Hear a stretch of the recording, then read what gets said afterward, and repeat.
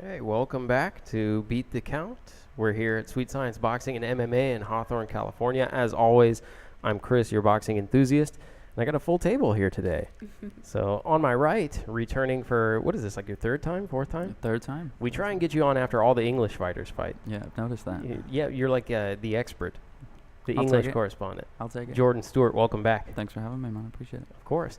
To my immediate left is the 2018 World Youth Champion. Yes. Did I get that right? There's a lot of Yes. words in it. Yes. Sometimes I mess it up. 2018 Youth World Champion. Of course. Iyana Verduzco. Did I say Yes. that correctly? Mhm. And we go, of course, by the moniker Right Hook Roxy. Yes. It's an awesome name. Got that right. Yeah, we actually didn't get into that. Where did Right Hook Roxy come from? Well, my original name was the Rockster when I was really The young. Rockster. But when I started like fighting, I'm a lefty, so that's why the name Right Hook Roxy came in, because I threw him with my right hook. And it just became, my mom was in the corner yelling, "Right Hook, Roxy, right hook." And everyone's like, "Hey, that's catchy." So we just named it Right Hook Roxy. That is a marvelous transition into the far left of the table. Your Yeah. mom, who is in your Yes. corner yelling Right Hook Roxy. Yes. Gloria. Yes. Hi. And how are you doing today? I'm great. Thank you. I Thank you for appreciate having you us. jumping on the panel. I Uh, know you're hesitant at first. A lot of pressure. No, there's no pressure. No Okay. pressure. I appreciate you guys coming down, all three of you. Welcome to Beat the Count. Thank you. Thank you. So we didn't have a show last week for Easter. We took the holiday off, and that means that there's about 2 weeks worth of boxing topics for us to cover, including some major fights and some major controversies in the sport of boxing. But before we do any of that, I want to talk a little bit about Roxy, Gloria, your guys' relationship, your experience in the amateurs, because it appears to me that you are on a path to the Olympics here, 2020. Yes. 2020, and it sounds like that's the goal. Mm-hmm. Okay. So in order to get there, let's go back to the start of that journey. How long have you been boxing? I've been in the gym probably since I was in my mom's stomach. I Yes. started hitting the. I started Been hitting boxing a long time. Yeah. I started playing around when I was 2. Started hitting the bag when I was 4 because my mom had these little kid classes, and then I'm legally allowed to start fighting at 8 years old. So Yeah. when at 8 years old, I started fighting. But I'm a 4th-generation fighter, so it came from a family, and I'm the last one. Your mom actually informed me of this. You say you're a 4th-generation fighter, so you guys have some. I guess what we'll say is fighting royalty in your blood. I don't know how else The to say pedigree. it. The fighting. It's definitely fighting pedigree, but it's also something more than that. Can you elaborate a little bit on that? Well, my family is the well-known family is the Urquidez. Our last name is Urquidez. And my grandmother was a wrestler. My grandfather was a boxer. My uncle's a legendary kickboxer. My aunts, all my uncles, my mom, they all, competed. And then it went down to our generation where we grew up in the gyms and crawling around on the floor, being able to walk, hitting the bags. And so we all grew up, competing in the gyms and stuff, little tournaments. And I picked up the training side. I started training my daughter, my oldest daughter, which is 29 now. She's married with a Okay. child. So I was training her, and I opened up a gym for her. And Roxy was in my arms still. She couldn't walk. And then she started walking, and the training continued. And then she just jumped right into it. Like, never missed anything. She's just a pro. And for those who don't know the name, Google it. Do yourself a favor, just type it into Google, because you will get some of the greatest fighting highlights that movie cinema has to offer. But Benny, who is your uncle, Roxy's My uncle? mom's brother, yes. Yeah, your mom's brother? Okay. Benny is sort of like one of the founders of what we call kickboxing today. Pioneers, yes. Very much a pioneer, in fact, had a very successful career in full contact kickboxing and a pretty established movie career, and fought with some of the biggest movie names out there, I should say. Jackie Chan, Jackie namely. Chan, yeah. I was, you guys. Patrick Swayze, I- all those guys. Oh man, Patrick Swayze. I didn't even think of that. John Oh, Cusack.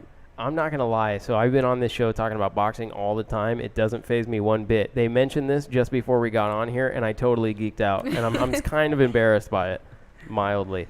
But I'm also very excited by it. So thank you for sharing that tidbit with me. You're welcome. It's something that we need to know. So you started boxing when you were 8.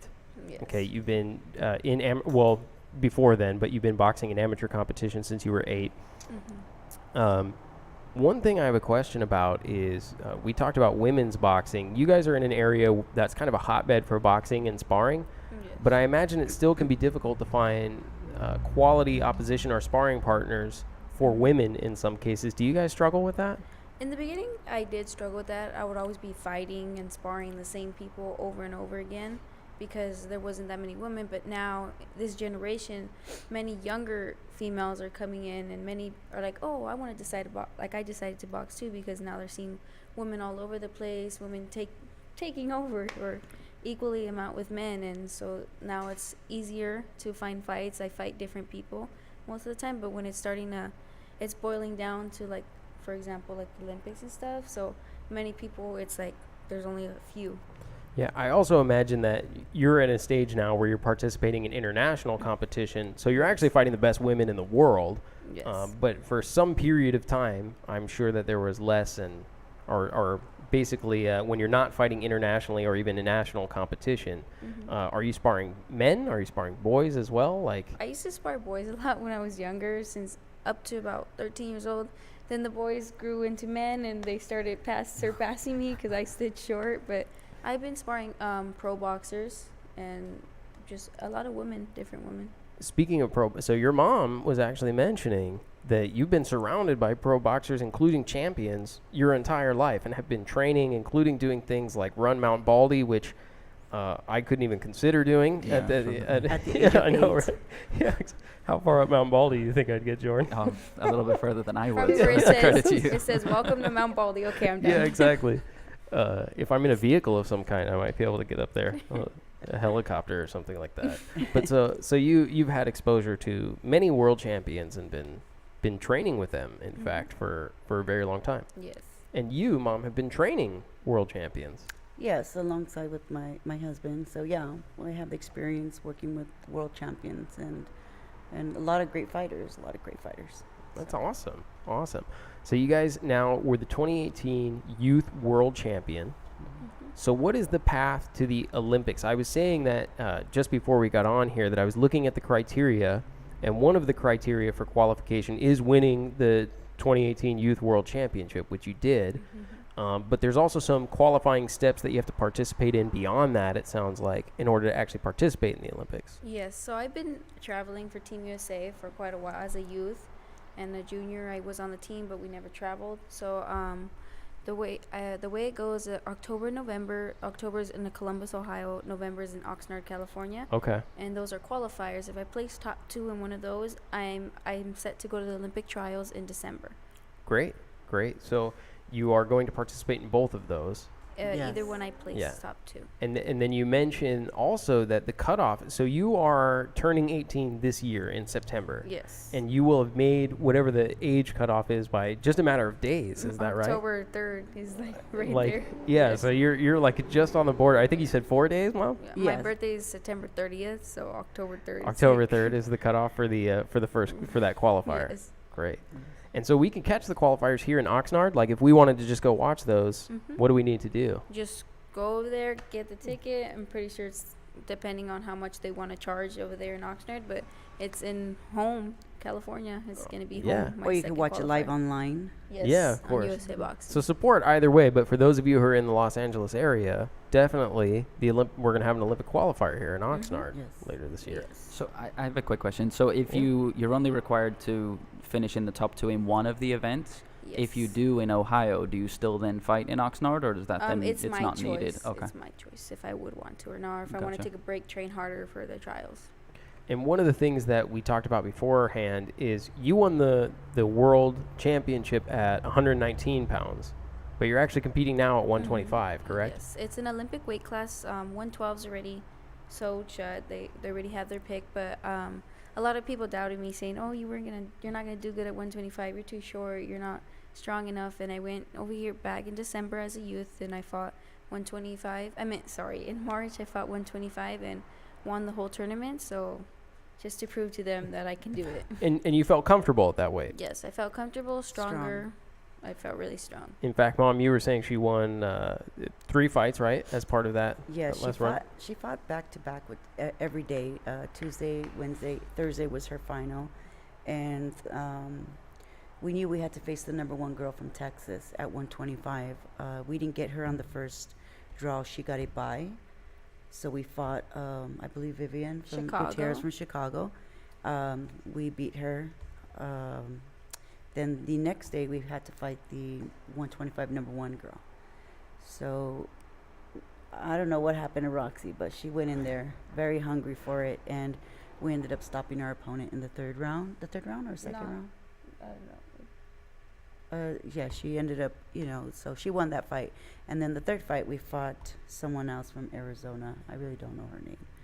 So at this level, do you guys see a lot of the same names over and over in competition? Like, are you familiar with the girls that you're fighting? I'm familiar with them, but some of them I hadn't fought. Like, I fought the first two. Well, I didn't fight the number one, but I had fought in the first girl I fought in the first fight. I fought her before, but she was at 119 too. We both moved Yeah, up. you guys both went up to 125. Yes, so, okay. but the names, like, some of them are familiar, and some of them, like, I've never heard. I mean, she has a good relationship with everyone. A lot of girls, they do like her because she's very humble, very likable, and she's been around a long time. So these girls that are just now coming into the boxing, I mean, they know who Roxy is. So they respect her, and she respects everyone else. That's the most important stay thing. humble as much as Yes, possible. that's number one thing we practice in the gym as well, is stay humble. Speaking of things that you practice in the gym, how would you characterize Mom's training style? So you mentioned earlier she's yelling from the corner. Is she very vocal? Would you say she's intense? She has a very distinctive voice, so if she's in a crowd of 1,000 people, I could hear her. You could hear her? World Championship, she heard me, and I was like She was, maybe like, far away. like a stadium, and she heard me, everything I was telling her. Mm-hmm. That's great. She has a very distinctive voice. But I am very, very calm in the corner. I don't lose it. Yeah, so you focus on, like Atlas type moments. Not that intense. You don't explode, yeah. You're Yeah, super no. intense. It's not She bad doesn't necessarily. slap me in the face or anything. She doesn't smack you in the Yeah. face. I can't recall seeing that. That would be an interesting one. Have the corner man Little- just little slap you upside the motivation. head. Yeah. Yeah. Go to Asia. You'll see a lot of that. See a lot of the corner man just assaulting their fighter. I've Yeah. seen one before. I was like, oh my gosh. Oh my goodness. So do you guys keep, like, as a fighter, I know that you have all these obstacles, or you have these different events that you have to participate in to take it to the next level, which is the Olympics in 2020. Mm-hmm. And there's some question about what the status of Olympic boxing will be in 2020. Is that something that you guys keep around in your mind, or is it like, no, we just need to compete and execute and do the best for ourselves that we can? I want to do the best for myself as well as for younger females, opening the door for them. Like, many women already opened the door for me. You walk through them, like they say, and then open more for other women. And I just feel if I just execute, I'll get endorsements, I'll have many publicity, and be able to talk about female boxing in a world. It's a man's sport. That's Sure. what they call it. Speaking of that, so you say, you want to open the door for other young women. You have women who open the door for you. Obviously, Mom is a big influence in your life as your trainer. Mm-hmm. What are some of the other influences that you have? If you look at boxing, and it could be men or women, are there people that you look at and say, these are the champions, or these are the individuals that inspire me to Yes. continue to do this? Like older women, I'd say Lucia Riker, Ann Wolf, you have Layla Ali, And Wolf, man. Anna Marie Torres. I'm such a fan. Yeah, Yeah. you are Jackie too, right? Nava. Yeah, Yeah. exactly. Jack- Jackie Wolf fans for a while. Nava. And then now new women is Clarissa Shields, Michaela Mayer, La Cobra, Adelila Ruiz. That's Yeah, of course, yeah. there's so many that I can just keep going and going, but those are the women I've really looked up to. And Lily Rodriguez. And of course, my aunt Lily. Yeah, of course. I was thinking boxing, she kickboxing. And boxing. She Yes. Boxing and Yeah. kickboxing. Yes. Mhm. So did you ever consider kickboxing, or was it always just straight A lot of boxing? people ask me that. They always say, "Why don't you do kickboxing, or would you do UFC?" I'm just like, if the money's right. There we go. Good answer. If So the money's a right. funny story. So I had karate and kickboxing in my class, and she was about 8 or 9 years old, and they wanted her to do a demonstration. So they did like a fundraiser Oh for my her. So she goes in this karate, like very upper scale karate, all these little, blonde hair, blue eyes, or little Asian kids and stuff. So she goes in there, and they put her with the 8-year-old. She was 8, and she touched them one time. They were all crying. So they had ice on her. They put her into the 10-year-old, same thing. The 14-year-old, they had ice packs. They were crying. I wasn't even beating them. You weren't beating him So- up too bad? They put her against the girl that was like 23. And this She's is boxing. 8. We're supposed to box. So Okay. they're just doing a demonstration, and the girl kicks her. And she looks at her. This Kicked me little right Asian in the girl, stomach. about 95 pounds. It kicks Roxy in the stomach, and Roxy just looked at me, and I just What are you gonna do? She went over, just da da da da. She was just like beating her up. That'll do it. That'll get the I job was done. like, Yeah. wait, A this swift is kick. boxing. I was so confused. We didn't tell her that though. We just go Roxy, You go just do your like, thing, go and do your thing. Go make your money. Oh man, it's interesting that I actually feel like women today have a lot of crossover. Like if you look at people like Heather Hardy and Yes. things Holly like that. Holm. Yeah, Holly Holm. So there's women who are experiencing great success in boxing, but they're also going back and forth between boxing and MMA. I would say women's boxing is beginning to blossom here, but in MMA, it's kind of made it a step further than that, which is yeah. that they've had true superstars Yes. in the sport. So that's something that you would consider doing is practicing mixed martial arts. If the money's right. It's gotta make sense. It's gotta make Yes. sense. I'm not just gonna go ahead and get choked on. for Yeah, like a little choked out. Man, I'm glad we don't do an MMA show. I'd have people in here sample choking me out and stuff like that. Boxers are nicer, just saying. We can sample know. a right hook. I'll do it. I actually did it once before. I once before I took a minute of body shots from Oh a my professional fighter, Joseph Landeros. I'll give a shout out to Joseph. I know who Joseph Oh, is. you do it? Yeah, I'll give a shout out to Joseph because he recently won a WBC Youth title. Championship. Mhm. So shout out to Joseph. But yeah, I let him put body work on me for a minute. Yeah, she grew up It's with painful. Ryan Garcia, Sean Landero. She grew up. Yeah. with I've all- seen them in the tournaments. Yeah, Yeah, you've they're seen all all friends running around and playing racing and Now stuff. we're Yeah. getting all grown. I'm like, dang. Sneaking in the extra pancake in the morning at the hotel. Okay, we're not talking about that. It's mildly embarrassing. Joseph, I would say, was at the time he was like 17 years old, maybe 118 pounds, wearing like a suit, basically. Like he came like in his Sunday finest and was lighting me up. Like it was like, it was, and it hurt. I'm not gonna lie, it hurt real bad. He's a good kid. I didn't cry on camera though. That I waited That's the until important afterwards. part, right? Yeah, You exactly. don't do it on Once, camera. yeah, off camera. That's You're when the probably crying like, I started. need my ice back. Don't attempt that with Ryan Garcia. Don't let him hit me in the No, body. don't let him do that. They like doing that on video. I was gonna say somebody else just did that recently. I saw a video of Ryan hitting someone with a body pad His on. brother. Oh, was it? No, Yeah, I was someone gonna say else too. Is some other guy. some other guy Yeah. did it. Yeah, I think I might have to retire from taking body shots. We'll give them to Jordan. We'll throw them your way. Yeah, I haven't had any yet. I'll take the first one. Oh man, the first one. Oh, there's been so much going on in boxing. So many fights. Do you guys watch the fights? Yes. Yeah, you do. You like boxing? You're fans? Mm-hmm. Yes.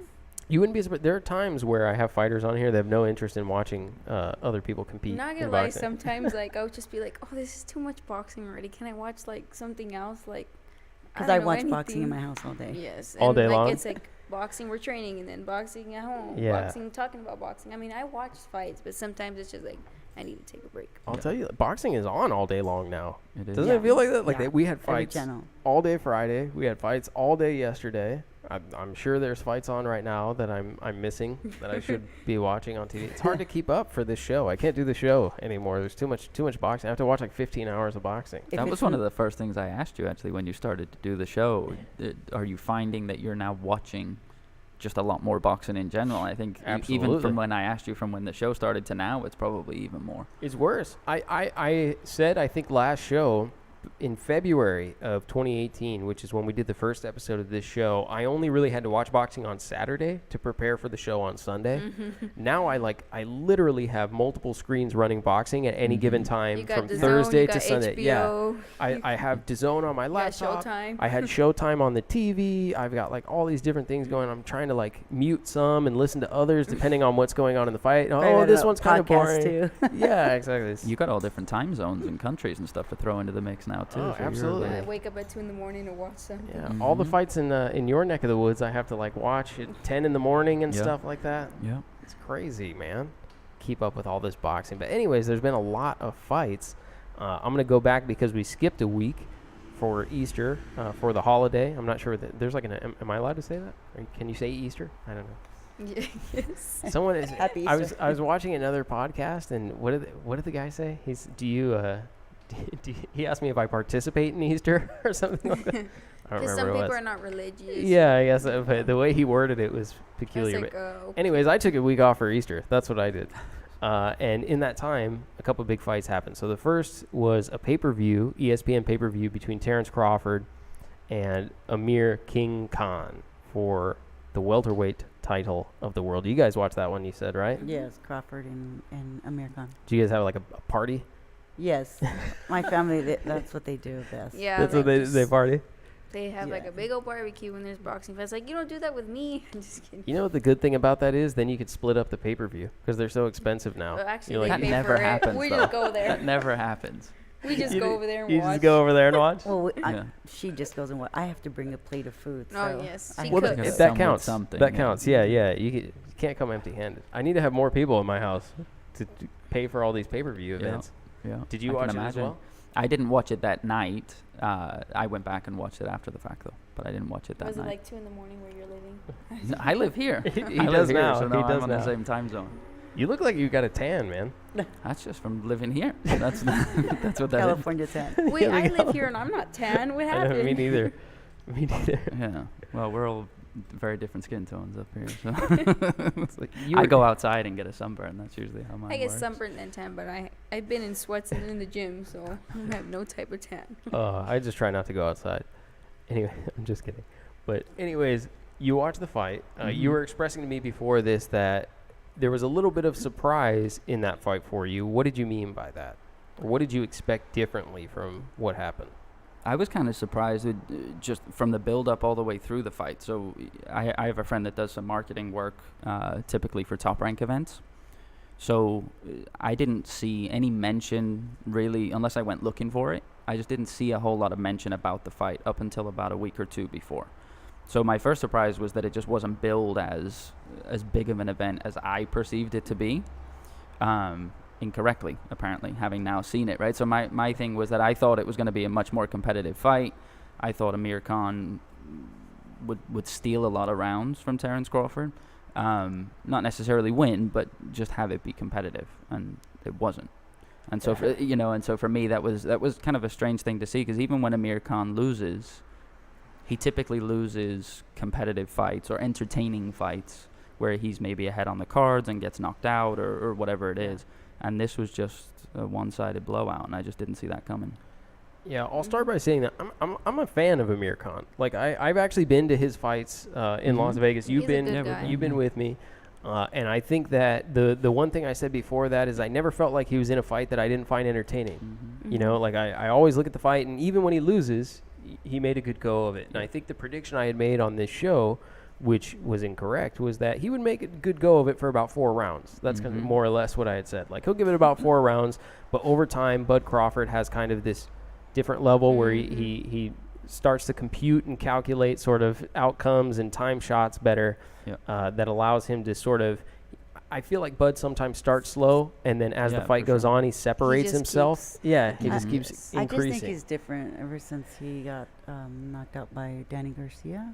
Yeah. I haven't seen the same. And Amir? Amir Khan, is, to me, his style is more amateur, kind A of. He's lot a of good people say guy, that. though. But I'll tell you a secret, and that was Roxy's favorite fighter when she was really little. Mhm. Amir Khan? Yes. I can understand that. But can you explain, so as people who obviously are really embedded in amateur boxing scene right now, a lot of people use that term to describe Amir Khan, which is his style is amateur. Oh, Can you okay. explain that a little bit?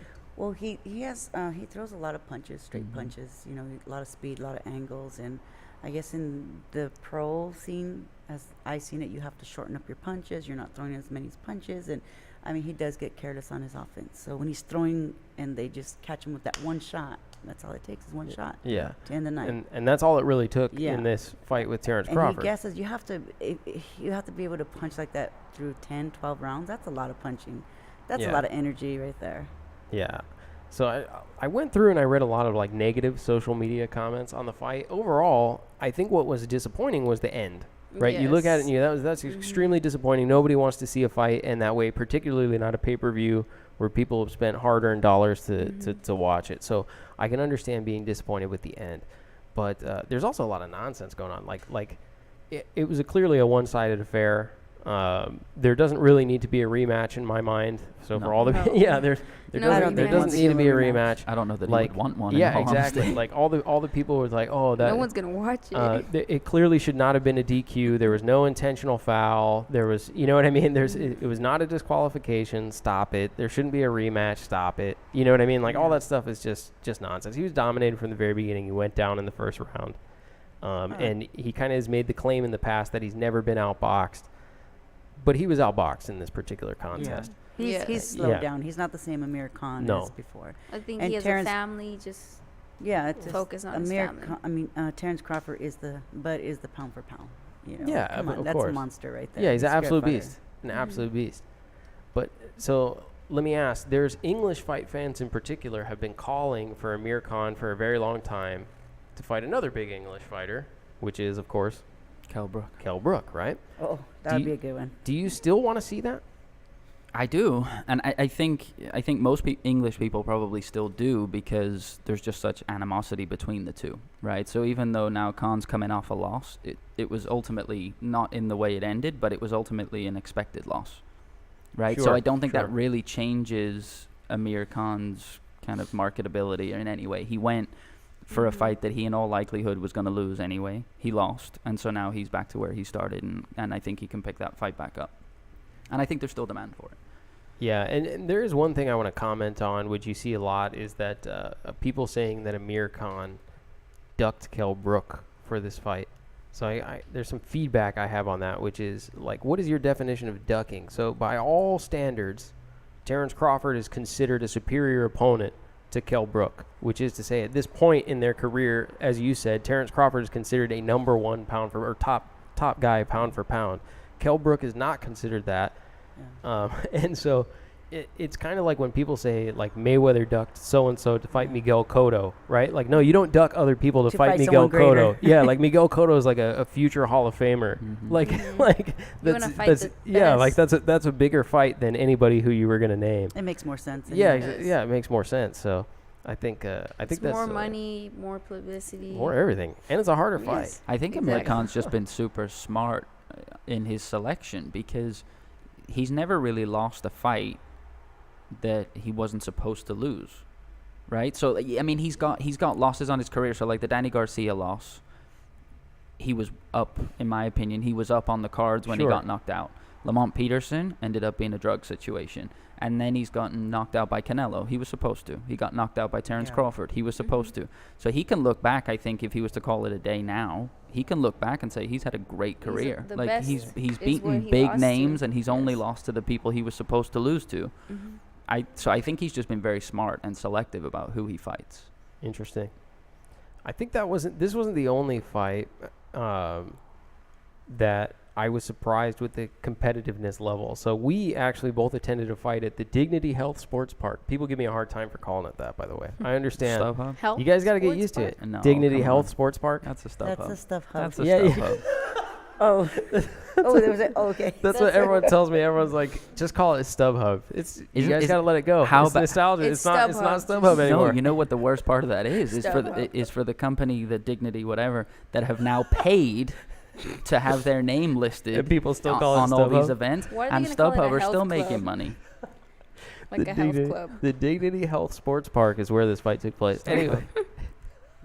So what was it before that? Do you remember? Home Depot. Yeah, The Home Depot Home Center, Depot right? Center. Oh, see that's true. I forgot about that. Yeah, you remember it was yeah, Home the Home Depot. Depot and then stuff. We've been around a long time. Yeah, We've exactly. been in many of those fights. So, anyways, you and I went to a fight at Yeah. the Dignity Health Sports Park, which was Danny Garcia, who we've talked about a few times already Mhm. because he was an Mhm. opponent of Amir Khan, fighting Adrian Granados, also at 147 pounds. Yeah. This is another fight where, because of how competitive Granados was with other top welterweights, particularly Sean Porter, but also a very competitive fight with Adrian Broner, Mhm. I had expected that fight to be a little bit more competitive Yes.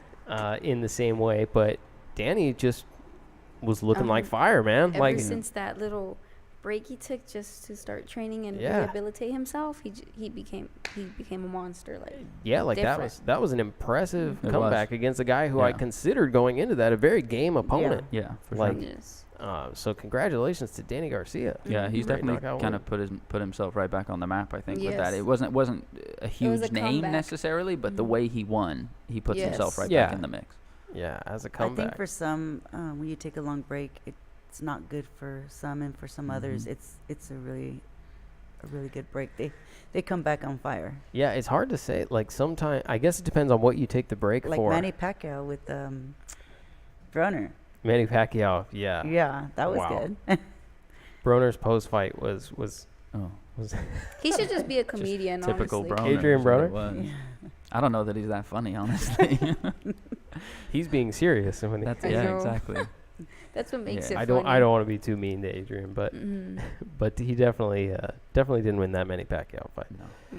But yeah, so that's this is an area where we're going to see a lot of competitive action now. So for a Mhm. long time, we've been calling for big fights against the champions at 147, and it looks like we're days away from hearing about Errol Spence and Sean Porter. Yeah, it looks like You're it. going to have Keith Thurman probably most likely facing Manny Pacquiao. Well, Maidana was supposed to come back, but he decided not to again. Yeah, man. I was excited for that. When I seen a picture, I didn't. Nice. First of all, I think they wanted him to come back, but his first fight back was gonna be in June at like 160 or Yeah. something like that. Oh, yeah. They were just pushing it too That hard. would have been a disaster. Yeah, it's I just didn't pushing him too recognize hard. him, honestly. I was like, that's not him.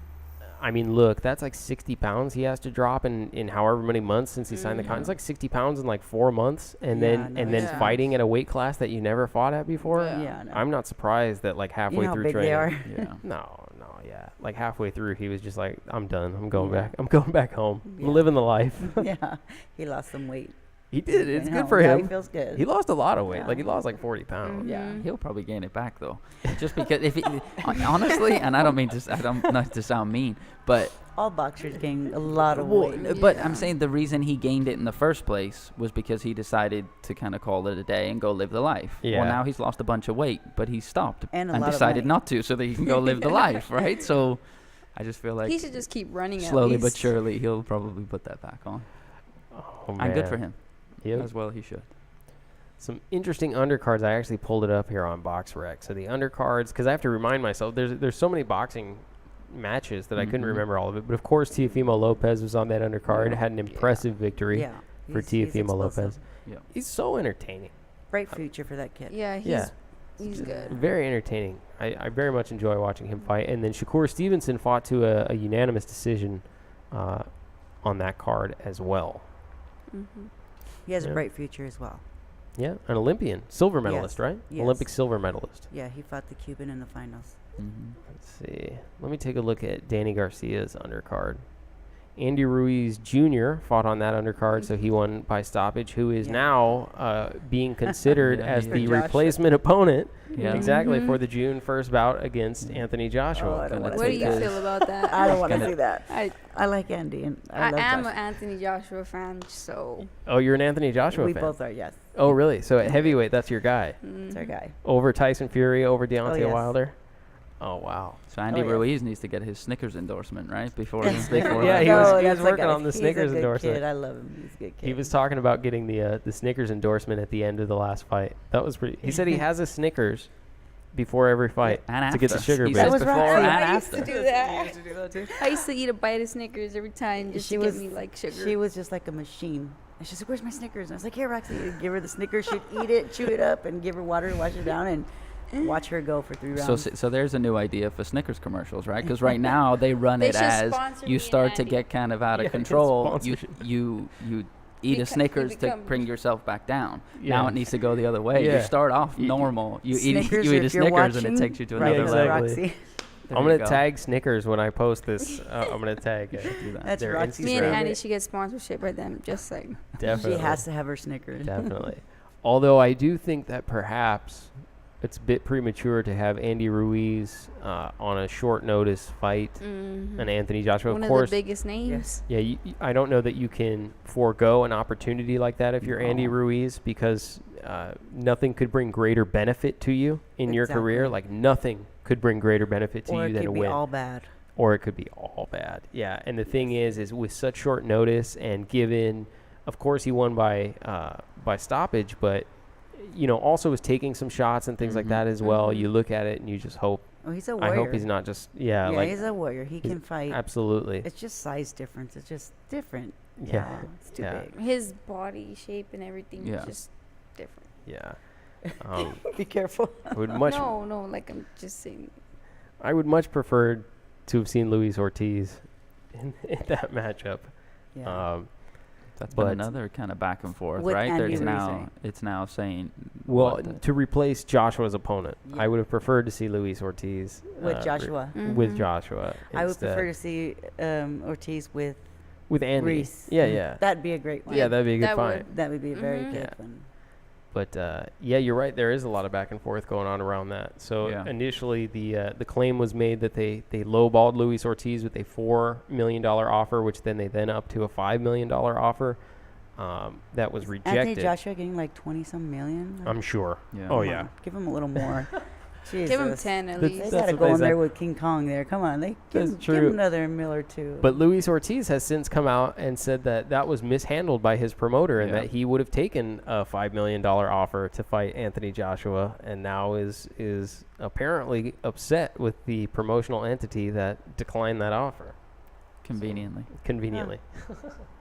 Well, the knows? promoter wants could to be get true. paid. Yeah. They want to be paid. I just of feel course. like, so what, they declined the offer without even asking the fighter? I don't Because even otherwise, based on what Ortiz is saying, if he was asked about it, he would have said yes.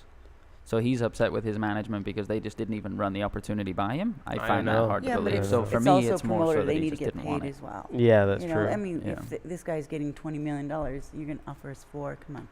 Yeah. They're in it for the money as well. So. Of course they are. They're in there in the ring getting punched in the face. That's true. But all the best to Andy Ruiz, who looks as though they will be announcing soon Shout that out he to is the Andy. opponent. Yeah, Yeah. that he is the opponent for Anthony I got my Joshua. money on you, Andy. Yeah. So that will be June 1st. All right. So this weekend, man, did you guys check out any of the fights at the Forum? Did you check them out? I did not. Did you see the fights at the Forum? What fight was? Yeah, last week, right? No. This on Friday of this week, Juan Francisco Estrada Oh and yeah, Sorang he Visay. won the unanimous decision. Yeah, That was Danny Roman and TJ Doheny, Jessie Vargas and Humberto Soto was the main card at the Forum. Now, this is one where I didn't attend. It was a Friday. It's challenging for me to get to cards on Friday where I'm coming from. I was shooting a commercial thing, so. You were shooting commercial for Snickers? No, I'm just we want to. I want to. Who was the commercial for? Can you say? Uber. For Uber? Yeah. You're shooting an Uber commercial? Yes. I'm gonna have pretty to. cool. Okay, hold on. I'm gonna interrupt this train of thought to see. So, is it in the? I have so many questions now. They're running through. Are you portraying a boxer in the Uber commercial?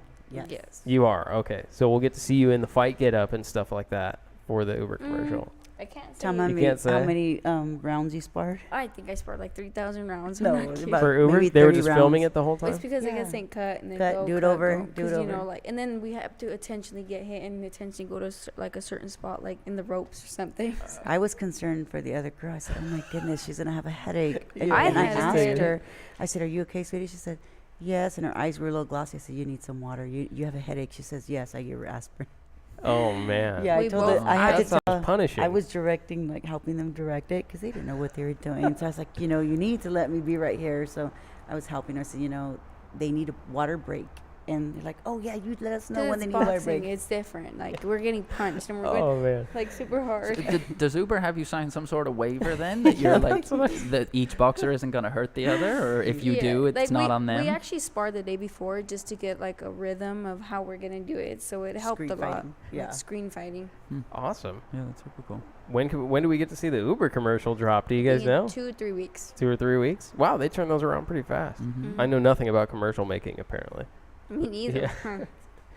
It should be interesting. It So was do- interesting. It was fun. Do you get into an Uber at the end of it, or Can't say. you can't say? No? They Uber eats you some meal prep. Right. They ought to give us a card that we can ride Uber for a whole year. Oh wow, that's a good deal. Oh no, we didn't. I wish. Oh man, but these fights at the Forum, this card in particular, the main card between these guys, and this is gonna sound. I know you guys are gonna say, "Hey, you literally just had Jessie and Danny on the show," which I did. That's not shaping my opinion of this card. It was miraculous. It's one of the best cards that I've seen in a very long time. I know you said you didn't watch it, but you heard something similar, right? Yeah. Yeah. So yes, they were on the show. Like I watched the Gallo Estrada fight. I seen Anthony Sims Jr. Anthony Sims jr. fought as well. We saw Jessie Vargas. Yeah, so. he fought Devin Alexander's brother, Yeah. Vaughn Alexander, and Yeah. very, very tough fight for him, but he went the distance. It Yep. was the first time he'd ever been past 6 rounds, Anthony Sims Jr. Jessie Vargas kicked it off against Humberto Soto. Soto looking for the 70th win Wow. in his career, coming Wow. off of a big win very recently against Brandon Rios. Yes. And this is Jessie Vargas' first step into the 150-plus pound weight area. I think they were at a catch weight, like I don't think he 152. looks as sharp. He looked as sharp that heavy. I don't know. Jesse? And he wants to Yes. keep going up, right? He wants Munguia now. At 154. When he was on the show, he had said that his intention was to hopefully get a fight with Jaime Munguia at 154. Okay. Wow, And that's a big Austin. guy. Austin Williams right there too. Yep. I saw something. I think Jessie Vargas was talking about trying to fight Liam Smith too, which I think Liam Smith's a lot bigger than he is. Yeah. Also. Well, when you Yeah. see Jesse, I actually saw a photo. I was telling Jesse about this. I saw a photo of him with his arm around Jaime Munguia. And I mentioned this when Jesse was on the show. He's actually quite a bit bigger than Munguia, just naturally. Like he's taller and his shoulders are a little bit broader. I think our perception of Jaime is that he's like this monster who like goes and who could barely make 154, because that's what they talk about all the time. Like, oh, he's not going to be able to make 154. He needs to be bigger and he's huge. But when you see him next to Jesse, Jesse's actually naturally a bigger man by a little bit, by a small margin. Really? A little bit taller, a little bit And wider. He's just little. Well, to me, I thought he was little, more slender, like little. Yeah, he might be a little bit more like not carry as much weight Yeah. on him, but he is naturally Bigger from a frame. size standpoint, his frame is a little bit He has bigger, big shoulders. and he's a little bit taller than Jaime. Yeah, I seen that. But he had an impressive knockout victory. Jesse, who let's see, how many knockouts does Jesse have in his career? Not too many. Yeah, Oh, did I say that? I'm sorry. it's so 11 KOs in 29 fights. So he doesn't have a very high knockout percentage. No. And he was fighting a very rugged opponent who had just fought Bam Bam Rios, and that he doesn't was even look like Jessie Vargas. It looked, Right? He looks different. what do you mean? That's his picture. He looks different. It looks I exactly think 'cause like he's Jesse Vargas. smiling. That's Is that what why. it is? Looks He's like an smart. Instagram pose. An Instagram model, Jesse Vargas. But so congratulations to Jesse. I think that was a great fight. When Jesse was on here, he actually asked me, as a fight fan, what do you prefer? Do you prefer craft or do you prefer war, essentially? And I said, I think generally speaking, amongst the community of people who watch boxing, they prefer battle. They prefer war. I like a boxer puncher. Yeah, I'm sure. Like as a fighter, I have a tremendous appreciation for people like Name 5 fighters, boxer, puncher, wars. that were boxer punchers that were in wars. Yes, that you like, that you appreciate. Well, I wouldn't say that I actually appreciate the craft of boxing. Yeah. So like meaning when I watch, I really appreciate watching people like Andre Ward. I really appreciate watching, people like that. Like Floyd Mayweather. I do like watching. Those are boxers. Those are pure boxers. Yeah, and I'm saying that's sort of my preference. I would say that Bud Crawford falls into a boxer puncher range because he does have some pure boxing skill, but he's also a very Knockout artist as very well. powerful man. Yeah, Because exactly. if you're like a boxer, you're not gonna get hit that much. The fight's gonna be so-called boring. But if you're a puncher, you're most likely to get knocked out sooner, and most likely to get hit a lot. So it's like you have to even it out, and you don't want to always go to war. I agree, but I think Canelo Alvarez is an excellent boxer puncher, right? So Canelo Alvarez is a boxer puncher. Bud Crawford, I think, is a boxer puncher. So I think there's good ones, but when it comes down to fight appreciation, like the fights that fans, the things that we remember that we talk about, I mean, think about it. We talk about Gaddy and Ward, Those are my favorite. right? We talk about Rios and Alvarado. Yeah. We talk, like, and those are not boxers practicing craft. That's two men who are just going at it. Marquez, you know what I mean? Morales, Yeah, like Barrera, Marquez, like, there's so yeah. many examples, and they're all the ones that we talk about as the greatest fights of all time. And you know, they compare all the fighters now in this age to the old, you know, the legends, and so that's not, you know, you can't. It's a whole different type of boxing, you know. It People is want to different. see that Marquez, Barrera, Chavez, and Yeah. Tyson even, but we're not going to get that. Juan Manuel every fight. Marquez is perhaps my favorite fighter to watch of all time, right? I get a high five on that one. Mom gave me a high five. I like Guardian Ward. Those are my favorite. I watch For them all those the time. for those of you who are on the audio, I just got a high five from Mom for shouting out Juan Manuel Marquez. He's perhaps my favorite fighter to watch all time, and I think that's what most people have an appreciation for, is those types of matchups, and I think we saw some of that on Friday. And Yes. that's what people liked, is we saw it and we said, oh, those are good scraps. Like, they were Yeah. real dust up barn burner type fights. Yeah. Where Jessie, it wasn't one-sided. He was taking some shots from Soto, Yeah. and there were some knockdowns and there was a knockout, and it's all the things that people like to see in a fight. And it's the same thing with Danny Roman and TJ Doheny. So Danny and TJ went back and forth. Danny put him down 2 times.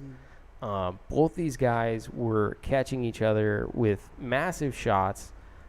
There was some craft, but there was also just some elements of, pure will being enforced in there. And they were just both highly entertaining fights. In fact, I think obviously the show was supposed to be based on Estrada and Sorang Visai.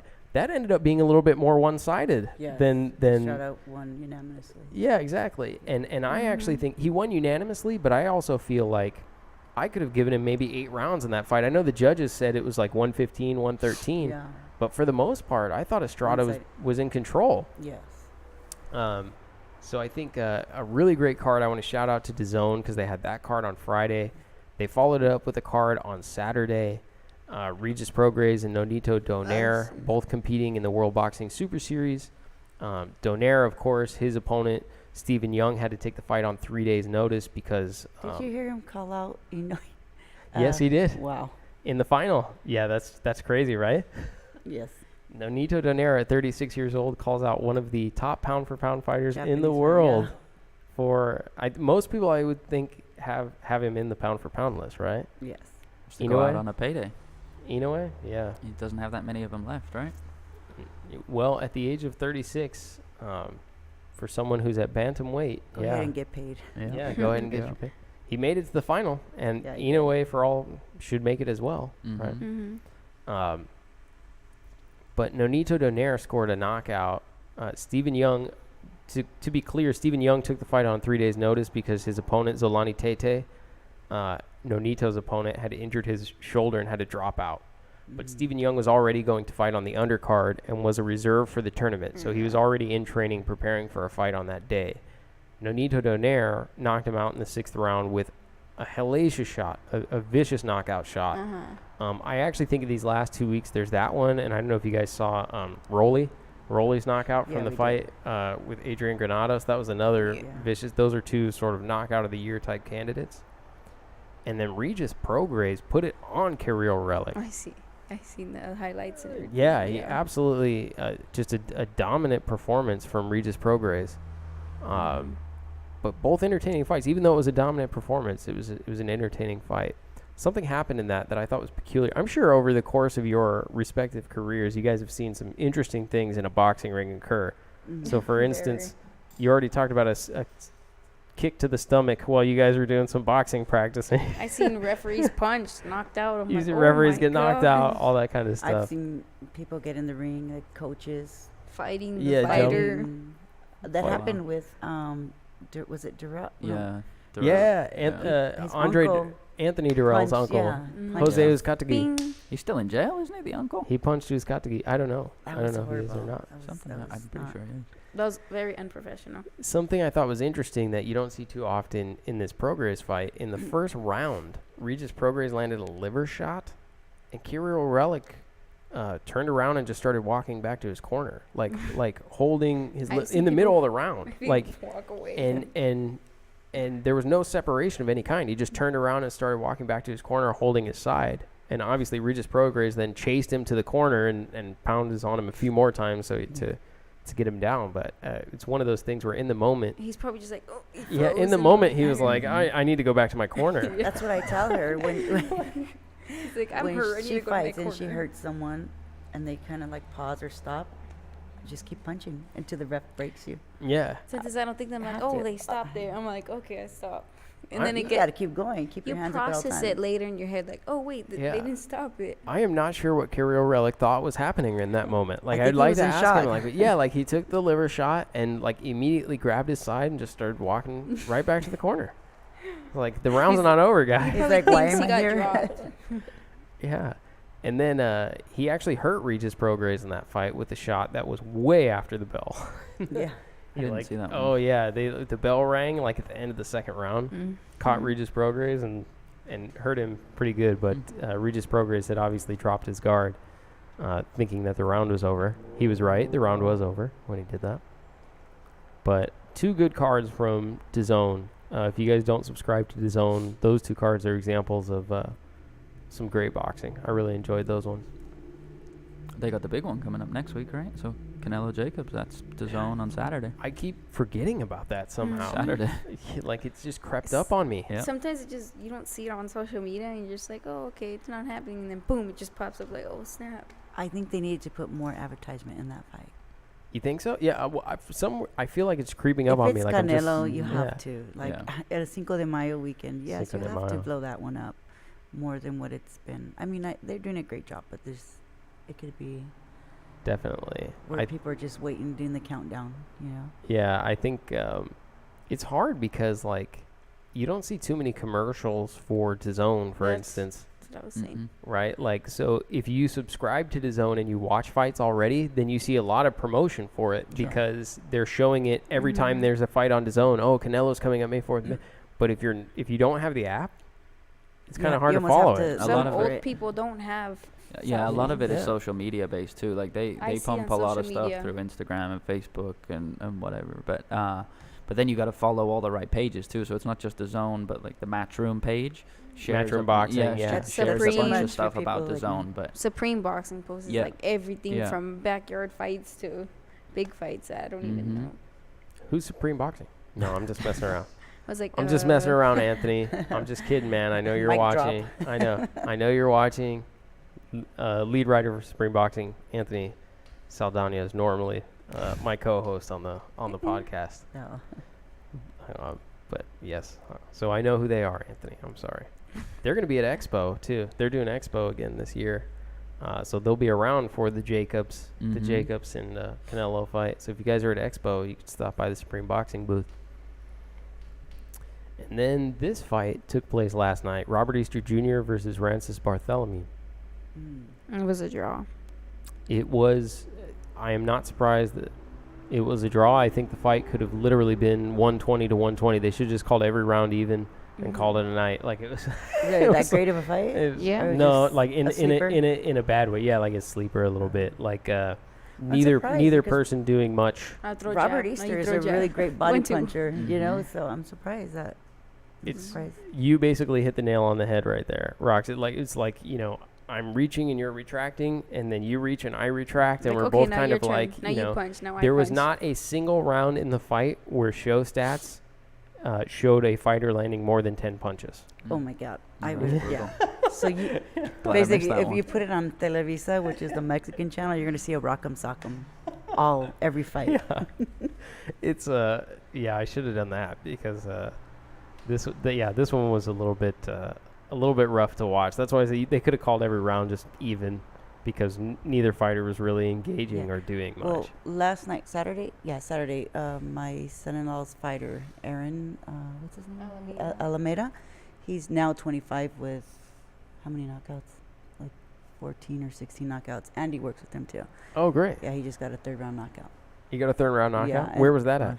in Mexico City. In Mexico City. Yeah. So and he was out here, I believe, like 5 weeks training with his trainer, and then he also did strength and conditioning and with Andy. Andy Oh, nice. Smith. Yeah, Andy Aguilar.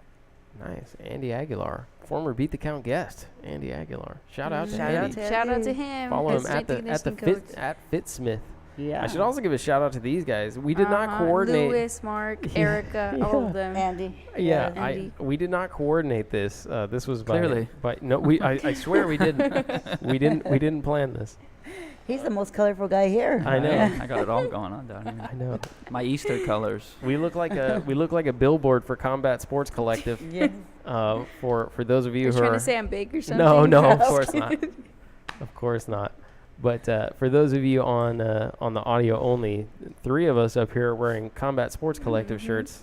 So shout out to Luis Mejia at El Mejia Photography. Of course, Andy Aguilar at Fitsmith, I think it is. Erica ES_stay fit. Yeah. And Eric. then we Erica have Mark Sandoval. MSB_fit. Mark I'm trying to Sandoval. remember. How do you guys remember all that stuff? Well, they're a great team. You got to remember all of them because they all play a very important part in our Yeah. careers. Yes. Just the Instagram handles, though. That's what I Yeah. mean. Of Oh, course, you no. don't forget the people, but the It's Instagram okay, I got handles. this social media expert right here. I'm just kidding. You know what? I feel like you guys are because like I've never created a story on Instagram because I like have no idea how to do it. Just So slide every this way. time, This yes, maybe you could show me after this. Every time, did all I one on do, accident. I just reshare the ones that other people create. So like you create it, and I'm like share that Add to to my story. That's what I do. And I have no idea how to do it. I accidentally created a story live or whatever. You just swiped left. I had and no then idea press what I the was camera. doing, but it came out pretty good. I have no clue. And then I didn't know how to stop it, so it just went on. Yeah. So shout out to you guys for sharing the story so that I could put it onto the Beat the Count thing. Oh my goodness. So it looks like you're active on Instagram. Yeah, so it looks like I know what I'm doing, kind of. You could show me afterwards how that works out. Okay. Oh man, do we have to do predictions then? I didn't even plan on that. The Canelo and Danny Jacobs. What do you think? Where are you at on that? Well, I was way off last weekend, so I don't know that it really matters. But I think it's going to be a lot more difficult than most people probably think. I think Danny Jacobs is one of those fighters that's just a tough out. Saying that, I still think Canelo will win. I just don't think it's going to be Canelo just walks forward and dominates. I think Danny Jacobs will give him a tough fight, but I think Canelo wins. Are you guys gonna watch that one? Yes, I like Danny Jacobs. Yeah. No, I yeah. like. Well, She's a I'm a Canelo Danny. fan. She likes no, Canelo? I'm a Danny Jacobs fan, Mom. Yeah, but I think my wallet's gonna stay in my pocket for this one. No betting. Smart. Yeah, I No think betting? Canelo's gonna take it. I'm a Danny Jacobs fan, so So you're going Danny. Canelo's a nice guy, but Danny. We like Jacobs. the underdogs. We like the survivors. He has a great, Mhm. amazing story. He really does. so He does. that's why Cancer. we're Jacob fans. you No, know. he does have a great story, and I do think that when you've gone through the experiences that he has, things like this must seem small, in a way. Well, You know what I it's a mean? Cinderella story. all the Like- It's time. like impossible. Like, how Like- do you come like- back from that? Like, well, when you come back from something like that, how scary is Canelo? You know what I mean? Like it just doesn't seem like it can't be That's that a scary. good one. Ooh, I like that one. You know, like That's good. but I think that, and I don't want to speak for Danny, and I haven't heard him say that, but I Very feel like humble. it just makes sense. Like when you've experienced that type of life-changing thing, Mm-hmm. that this moment isn't too big for you. You know what I mean? You're like, Yeah. I've That's gone like through life way or worse than death. this. Yeah, like this is just another man. You know, like Mm-hmm. it is hard for me to not pick Canelo in virtually any fight. Yeah. So Especially on Cinco de Mayo. yeah, on Cinco de Mayo, for various reasons, it's extremely difficult to get a decision. I think against Canelo because of his craft and skill, and I know there are other people who will probably jump on the comments and say that whatever their conspiracy theories are about, and I admit, yeah, the guy has had some very favorable scorecards in the past, but it's extremely difficult to get a decision against Canelo, and I just don't see him getting knocked out. You know, I just don't see it. No. Yeah, and he is truly talented. I mean, like Mhm. you look at him. We Yeah. talked to you asked earlier, boxer punchers. He's a great example. I mean, the Mhm. man puts something extra on every shot that Yeah, he he throws, but he Yeah. has some clear boxing skills. So I have a hard time. They A hard knocked out time like ruling Kid him out. Chocolate. What's right? that? When he fought Kid Chocolate. Danny Jacobs. Danny? Was that? Yeah, no, he destroyed yeah, Kid yeah, Chocolate, right? like in the first round. Yeah. I mean, we are Canelo fans, So You don't are. be upset, everybody. We love Canelo. Roxy keeps Yeah. saying, No, you, but in you this particular fight, I mean, we loved. I think everyone loves Danny Jacobs because of his Yeah. backstory, and like you said, you made a great point. What he's faced in life, this is just another man. you Yeah. know? And he had the attitude when he fought Triple G. So Mm-hmm. Yeah, and I agree. So I think that the people who are saying like Danny Jacobs is going to get run over, hey, look, Triple G, whether you like it or not, was basically Canelo's equal Mm-hmm. in the sense that you may think that Canelo won the second fight. I would tell you he clearly lost the first fight. So you look at it, they basically went one up with each other. Both fights were extremely competitive, were extremely close. So they, in that respect, one didn't have a clear advantage over the other in either fight. And you look at Danny Jacobs and you think, hey, he and Triple G, that was close too. A lot of people thought Danny won that fight. I had Danny You winning know, that yeah, fight. see, a lot of people thought Danny won that fight. and I'm a Triple G fan, and I had Danny winning that fight. Yeah, I'm a Yeah, Triple G did- fan. did you Like, really? I have so many favorites. It's so hard. Like Rigondeaux, his footwork. I was gonna, I see Lomachenko. you're a fan of everybody, I like but I can boxing. appreciate that because I like boxing. I'm a fan of a lot of guys Okay, too. there's some I'm not a fan of, but it's just because everyone you mentioned I like. So But everybody Who are has you not a something a fan little of? bit different too, right? So you're gonna like a lot of different fighters for different I like reasons. yes, exactly. Like Rigondeaux, Lomachenko, their footwork. I'm Mhm. just really sad that Rigondeaux quit. But other than that, I like my brain just froze right now. But Gervonta Davis. There you Gervonta Oh, yeah. Davis. go. Earl Spence. Earl you have Spence them, as well. Triple G, and it's just different reasons why I like those Yeah. fighters. I know it'd be easier to go through the list of fighters you don't like. Which fighters do you not like watching? I'm not gonna say. 'cause I'm you gonna I say never you can't know. put her on the spot like that. She'll run into him, and then it's gonna become a thing. I It's know. gonna Of course, be an I'm awkward no, moment. It's gonna be called beef. I'm kidding. Yeah, I wouldn't ask you to name names. There's no fighter that I intrinsically just don't like. You know what I mean? Some of them I don't like like 'cause their there's some personality. performances I Mhm. don't like. Like you can watch a fight and go, wow, that one was kind of not. You know what I mean? Every boxer has a bad day. Though. Yeah, like you look at this fight with Robert Easter and Rancis Barthelemy. That was not a great fight, More but that doesn't entertaining. mean I don't like Robert Easter Jr. It just Mhm. you know, like it just wasn't Yeah. a great fight. Yeah. Yeah, That's- Roxy's had a couple of those. A couple of those. She Yeah. had a bad day, and just recently, they had put us on blast like that. Like it was, it was a one-sided fight, but because they stood in there and they got one judge, Yeah. it was like, oh, we almost beat her. I'm thinking Like a rematch, please. This is like the. I was like, wait a minute. So you prefer to get stopped? Yeah. And, It's the Lomachenko effect. I was actually saying that, Mm-hmm. like, when you look at Lomachenko, not against Corolla, but in his fight before that, it's like the man won every round. But if he doesn't, like, dominate and make you quit, That's then what people say, doesn't- like, it looks off and he had a hard Mhm. night. That's you know, messed up. like, Like it you're just like, doesn't make. he had a You hard- don't oh, this is understand such a how hard it fight. feels to be in there. Like they do Yeah, not understand. They come to Roxy all the time like, oh, you're gonna stop her, and she that- doesn't get the stoppage, doesn't and get it the makes it stop. awkward. And like, I'm just like, oh great. It's like I can't know. stop every fighter. They're you like, know? she didn't perform. She could have won every moment of every round, but because you didn't get the stoppage, it's like. Yo, should've made her you cry. should see the look on these girls' faces when the bell rings at the third round. They are just so happy. They're just still there, and Yeah. they didn't get stopped. And then they say, oh, I won. I'm like, oh great. Never mind. That's kind of Triple G had that effect for a little while, right? Like winning against Triple G became not getting knocked out Yeah, by exactly. Triple G. Like that That's was right. that was a win And that for was the some Danny people. Jacob Like, moment, yes. right? Yeah, exactly. He got dropped, but he didn't. He didn't get knocked he out. lost at the 12th round. Yeah. The Lomachenko effect. Yeah, but it is very much like that. I feel like Lomachenko gets criticized for looking human. Mhm. Like he'll take a punch to the face, he takes a jab, and They're people are like, like, "Oh my look at the God." see, Lomachenko got hit in the face. You're like, yeah, this Like is look, at boxing. he Like almost got knocked out. Like oh my gosh. Yeah. Well, he did get dropped by Linares. Yeah, he Okay, did. you know what? That's You my can- highlight. did. That's She likes Leonidas a lot. he's I a good fighter. absolutely love watching Jorge Linares. I was heartbroken when he lost that last fight. Absolutely heartbroken. What about I- when he fought the Prince? I mean, look, Linares has had fights where he looks extremely. First of all, his training videos are always the best training videos. If you guys don't watch videos of Jorge Linares training, you should He's because good. they're so entertaining. Just to watch him train is Mhm. entertaining. well, I saw him in Japan. Did you really? Yeah, we went to Tokyo, Japan, and I saw him training. He speaks full Japanese. I believe it. Yeah, he's constantly training Yeah. in Japan. He- Yeah. he's over there, and he's such a nice guy. Like, I've been a fan since day one when I met him. Really? He's really I met him in Cancun. We fought Francisco Vargas in Cancun, and he's a really nice guy. I love watching Such a him fight. gentleman. Yeah. Great fighter. Great fighter. I think that last fight, I actually was at a different fight while that one was going on, and a friend of mine texted me and said, "Hey, the Linares fight is over already," and I was like, "Great." Yeah. That was my reaction. I was, "Oh yeah, that's great, fantastic, good for him." And he's like, "No, he lost." And I was like, "What? Yeah. What do you mean he lost?" That was like a fluke. Like, no, And, and then I went back and watched it and was like, I mean, no, he heartbroken. You're like, no. lost, Yeah, I was like- He absolutely lost. heartbroken. Like, he lost. Like, what, his dog or his Yeah, cat? I'm like, what do you mean he lost? He's like, no, yeah, he was knocked out. I was like, no way. Yeah. Oh man.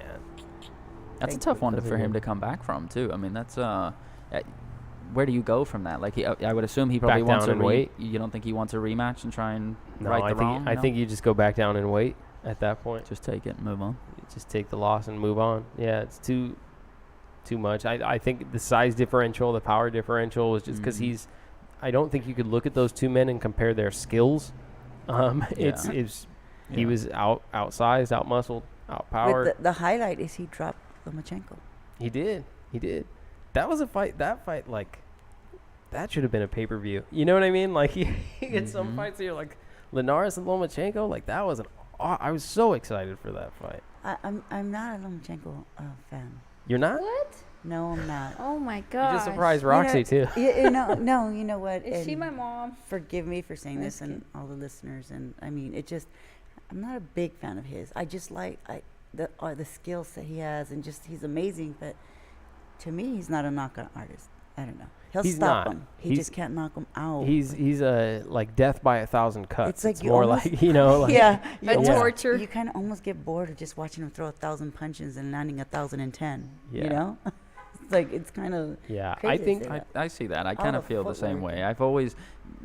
I have a hard time liking the boxers that everybody likes. For some reason, I don't know. It's just a little hater in me, or what? I don't know what it is. I'm full transparency. It might just be me being a hater. you're a but wisher. when everybody was kind of riding Pacquiao as Pacquiao was going through the ranks, Yeah. I was never really that same guy. I never really liked Pacquiao. Triple G, you and I always went back and forth. I've never been a Triple G fan. And I kind of feel the same way about Lomachenko. And I know it sounds ridiculous because they're all three phenomenal fighters. I'm just not a So big you're a fan Canelo of. fan. I'm I a see Canelo why. fan. I I'm can a see. Canelo I can fan. Yeah, see you why. can I see mean, why. you do Yeah. look like him. Yeah, I think to me the big thing about Lomachenko isn't the way that he's making people quit. It's who those people are. Mhm. That's the thing. Like when Impressive, we for look sure. at who it is, it's like it's Nicholas Walters. You know what I mean? Like it's the Axeman that's quitting, The accent. right? Knockout That's artist. crazy. You know, like having him just be like, "Hey, I've had enough." Like, and he's the thing is he's perfectly capable of continuing. He's not hurt to the extent where he couldn't continue the fight. He's just It's, frustrated. he's just frustrated. Yeah, like and so frustrated that Did you you have see Nick. the first fight he lost to Salido? Yeah, I did. That's the way to break him down, And like like- my Dana did to Broner and Mayweather. He frustrated And them. Mayweather, yeah. Ugly fighting. I would say that the fight plan or the game plan that Maidana had against Mayweather was just reckless abandon. It's Mayhem. like yeah, just absolute mayhem, reckless abandon. Just throw as many punches as you can. Anywhere on the body that they will connect. You know what I mean? Yeah. like I whatever like- it is, like from any angle, like overhand slapping punches and all kinds of stuff. Mhm. It was the closest someone I was came gonna to say actually it being worked. It effective. worked for a few rounds Yeah. though. I It think worked. it worked to the extent where a lot of people felt Floyd Mayweather lost that fight, and I think the reason that the second fight was so wide a margin is just a bad game plan. Like they came Yeah. in and they basically said, "Hey, we need to reserve energy, so you have to throw less punches." The only reason he was even in the fight was because he was throwing so many punches. Yeah. So like the idea of like, oh, let's rein it back and try and do a little bit more boxing. It's like, well, Oh, but Th- my that's Dana why is it's also, Mayweather separate. is a boxer. Yeah. He's like the my king of Dana boxing. is also Argentinian, and they are hammers. They're strong. They're very strong. he looks strong. Lucas Matiz, you know, they're Lucas like steel. Matisse is strong Yeah, too. they're they're like steel. Their It's bodies the are- Latin in them. Yeah. Yeah, so not you, buddy, over no, here. no, no, no, Mr. no hammer, Mr. English. no hammer. Oh man. Anyway, I'm not even sure how we went down that path. I How don't did know. I get there? Oh, we were talking about Canelo and Jacobs. Canelo. We were talking about Canelo and Jacobs. Anyways, I have to go Canelo. I simply I can't not go And Canelo in that Jacobs. fight. But there's kind of a difference between it's kind of like Mikey and Errol Spence when we were here and everyone said, hey, you need to pick a winner for Mikey and Errol Spence, right? There's a difference between who I want to win and who And I the think will obvious. win. Yeah, I'm an Earl Yeah. Spence fan. Right. So when I explained it on the show before, I said I think Errol Spence will win. Do I think it would be a great story if Mikey won? Like, yeah, I think that would be awesome. But Errol's going to win, right? And I kind of feel the same way about this one, which is there's a difference between who I want to win and who I think will win. Who I want to win is Danny Jacobs because he has a great story, you know, and I think he's a deserving individual. He's super competitive with Triple G. A lot of people thought he could have won, so I want Danny Jacobs to win. Do I think he'll win? No, I think Canelo will. That's kind of that's kind of how I end on it. But Yeah. I'm Yeah. the same boat. I'm a Canelo fan, but I'm big. See, I'm not. Danny Jacobs. I'm not. I just have to kind of go with what It's been the realistic It took me a few option years, is. a few years to like Canelo, to respectively, respect his fighting game. So Yeah, he definitely has a fighting game. That's one thing. Like, he's grown a lot. Yeah, in he's boxing. grown he's a still lot. young. He's what 120. He's 24, 26. Canelo, he's got to be probably like 28 or something. How old is Canelo? Yeah, I Yeah, would he's- say mid 20s, Well, somewhere around there. he's learning. He's learning. He started Yeah. off young. They had him as a superstar very young, so yeah, he's growing. he did. And now he's great. He is. He is very good. Like, it's the one thing you can't say. I feel like it's funny when you watch people comment on social media and stuff, and they'll say things, this person sucks or that person sucks. They don't know What- anything like, about what are you talking boxing. about, man? Yeah. Floyd Mayweather sucks. Like, okay, bro. Yeah, well, they're not. They're just boxing fans. They're not boxing people. Like, yeah, that's true. I guess. Yeah. I also think, I'm also taking it quite literally. I assume that they know that those fighters are actually exceptional fighters, and they're just being critical for other Mhm. reasons. Yeah. Maybe because they wanted the other person to win. Yeah, that's so- probably what it is. Like- That's hate- probably Like what it is. I'm a Mikey fan, Mikey Garcia fan, Yeah. and a lot of people thought, oh, he's gonna be. They were upset with me because I said he's gonna lose. He's gonna. Come on, Earl Spence is way too big. You saw the first jab, was right like- hand. You touched him, and it just made Earl Spence laugh. He like kind of giggled. He bounced back. It was just too much weight for him. Yeah. There's a And lot of then weight. Earl Spence, coming off the Olympics, he's winning all, getting all these knockouts. And Mikey Garcia is a great boxer, but it was just too much for him that night. Yeah, definitely. Now Manny Pacquiao was kind of interested in saying, "This is going to be very interesting if he could do what I did." So, I think the thing that was interesting is, did you see like Manny Pacquiao? He got in the ring. They talked about fighting Errol Spence, and then after that, he posted on Twitter a poll: "Who do you think I should fight next?" And he left Errol Spence's name out of it. Yeah, I got in there and sized him up and He went changed in my there- mind. He went in there and put the poll, and it had like Sean Porter, Keith Yeah. Thurman, but he left Errol Spence off I the want to list. see him fight Keith Thurman. I think that's what will be the next fight. I want to see him fight. I suspect that's what it'll be. Danny It's been Garcia reported a called- bunch. Danny Garcia called out Pacquiao at the end of the Granados fight. Yeah, he when said they he thought asked he scared him said- away. Right. Yeah. He might have scared him away with And that Earl performance. Spence is Yeah. a very humble guy. Errol He's Spence? very, very gentleman. Yeah, he's a humble Mhm. guy. Very humble. I mean, That's he why could have like- trash talked Mikey and like, hey, he laughed and did the typical arrogance, but he didn't. Yeah, I think one of the things that was not a great benefit to that fight is the fact that neither of those guys are especially good at that aspect of the game. Yeah. Like their version of trash talk to each other I is so know. tame The, and the, like the closest they got, you're gonna laugh. The closest they got to like mocking the other is when Mikey kept going like this with his hand after every round. Like I won that yeah, round. exactly. I won the round. Like, think but they're it's Both like, gentlemen. They should have walked in I with was the like, tie. by the 12th round, he was like holding his ribs. They'll have a similar problem, I think, with Spence and Porter, right? Because they both they're like friendly. Yeah, they're friendly, and Yeah. they talk. They both talk positively about each other, and Yeah. I think that'll be a similar build-up. Yeah. Just At least he already gave him the Sean Porter can't sell out family dinner. didn't hear that. Do you see that? That was at the end of the Mikey Garcia fight. didn't They see asked that. him if he'd rather fight Pacquiao or Sean Porter, and he said he'd rather fight Pacquiao because Sean Porter can't sell out family dinner. I missed that. That's a good one. Oh, He also said he was never going to be Sean- afraid of a fighter Sean from Porter. Nebraska. yeah. Oh. Better be Like, careful. I'm never going to be afraid of someone from Nebraska. Wait a Sean minute. Porter should be he would be a great MMA fighter because he's just wild. He just Pitbull. cuts everyone up with his head like. Yeah, he's a What pit he bull. did. Give him the headbutts. strong. Give him the Sean KOs. Porter. And Keith Thurman, they had fought, right? No. Remember? Oh Who? yeah. The Sean Porter, Sean Porter and Thurman? Keith Yeah. fight. They I fought. think that was a That was a good Yeah. fight. that was a good They fight. fought. I actually, to be fair, I don't think Sean Porter beat Yordenis Ugas, and I think Ugas won that fight, and that was a knockdown in the 12th round that they should have called a knockdown. Yeah. And really, it's unfortunate because he's kind of just gonna, for the foreseeable future, sort of fade into obscurity because he didn't walk away with the title, so now he doesn't have the opportunity to unify. So in some ways, it's kind of unfortunate, but it's great to see that two welterweight world champions are going to be competing against each other. So, yeah. I just always get nervous when I see anybody versus Sean Porter because to go back to what we were saying before about just disliking a particular fighter, I don't know many people that do like Sean Porter's style and appreciate kind of what he does. But he's super dangerous. Like, it doesn't matter really who he's up against. He's, you can't count him out, you right? Will not there's come a very out pretty. good, there's a very good chance he wins every fight that he's in. And yet, I'm just not a fan. I don't really. And he's a super nice guy. I've met him actually a couple times. I know, he's super really nice, You've genuine, talked to him nice a few guy. times, right? Yeah, he's super cool. So it's almost hard to kind of have conversation with him and be super nice and know inside that I don't really like his He's style, so nice that if he came on this show, I'd be like, you totally beat Yordenis Ugas, man. You totally won that fight. Well, I believe he's the first one that defeated Adrian Broner, too. The same thing. I was there. I was sitting ringside in Vegas when Sean Porter fought Broner. He just jabbed him with his head. It's kind of like that Maidana fight we were talking about, right? It's kind of similar to that. He uses his head as his hands. Yeah.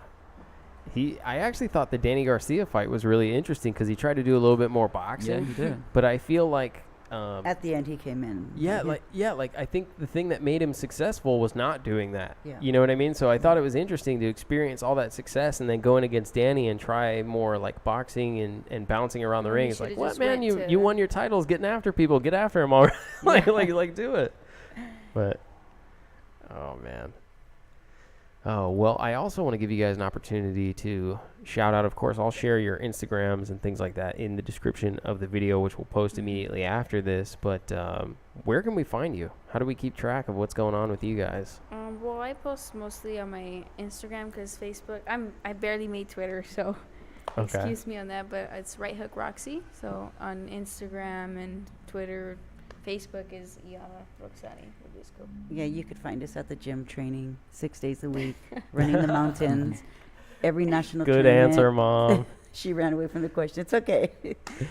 Every national tournament in the United States, you'll catch her there competing. Yeah, I think that's great. So if you guys want to follow Roxy, make sure to be following the amateur scene, not just here, but internationally and nationally. We'll be headed out to Poland in September, right, Roxy? Mm-hmm. Poland representing the United States, yes. Nice. That will be her at last tournament at 119. Okay. And then in October, you guys are going to go back into a qualifier at 125? Yes. You're going to turn around that fast and fight? Well, this is the deal. I brought her up from 119. She made the team, and they told me bring her to 112. And I said, no, I don't. 112, there's nothing. We cannot. It's closed up, right? We already have our girl. She's going to medal. So I said, we'll go to 125. And they said, no, that's too much for her. These girls are big. The girls are too much. So that's when we looked for Andy. And then, long story short, she won the 125. So I brought her up to the 125 for 2 tournaments just to get the feel of the 125. But we still have a, how would you say, like a compromiso, like we have our spot on the team at 119. Yeah. So 119, we have no problem going up, right, Roxy, to 125. Oh, so you're going to go to 119 in September and fight in Poland, Next and then in week. Or Or 2 weeks after, yes. and then 2 weeks after, you guys will go and do the qualifier at 125. 125. And that's stay correct. 125. That's a lot of fighting. Mm-hmm. Yeah. A lot of boxing. Right when I graduate in June, a couple weeks after I have the Junior Olympics, but I'm going as a youth because it's my last year there, and then there I fight 125, and then in September I fight in Poland, and then October I fight in Columbus, Ohio, and then November I fight Oxnard, California, and then December is okay, I'm Wow. done. Gary Take a Russell break. Jr. fights once every 16 months. No, I'm just kidding. Man, you guys are putting in work over here. Yeah. That is so Crazy. Okay. Must be nice. Yeah. Living the life at that level. I know it's busy, so it takes a lot of time. Very expensive. I believe it. Yeah. I believe it. So does that all come basically out of pocket? Like for you to go to Poland, you have to pay to go to Poland? The international, when I make Team USA, they pay for international Okay. stuff, but all national, like all the tournaments I do is out of like my mom's pocket, and we do fundraisers and we try everything. I get donations and just sell merchandise. And we'll get Snickers in on this, and then exactly. Snickers, if you're listening. yeah, Snickers. Telling you It's your Snickers. future Everyone go spokesperson. Mention this in the story and put Snickers. Put Snickers. Tag 'em. I think we could get that to work. All right. All right. Is there anything else? What did I miss? I know I missed stuff. I missed all kinds of stuff. There's too much Clarissa boxing to Ask her cover. about the female boxing. Who her female all-time? Who your female boxer? Favorite female boxer? No, you forgot the fight. I did ask about this. I forgot which one. The fight. Clarissa Shields? Mm-hmm. Oh, Clarissa Shields. Mm. That's right. And Christina Hammer. So we did, I think we went over this a few weeks ago, but it's interesting to get your guys' perspective on that fight as well. Because there's been some big women's fights recently. And when I say that, what I mean is main event cards for, networks like HBO, Showtimes, things like that, where they're having women compete in the main events, co-main events, and things like that. Yeah. We're seeing more of it. Yeah. What did you think of Clarissa Shields versus Christina Hammer in terms of the competitiveness of that fight? Was it a good fight? Did you guys enjoy it? Yes, I like the hype about it. Like the way they put it all over social media was like blasting through the roofs, like, oh, Hammer versus Shields. But overall, I already had Shields winning. I already knew she was gonna win.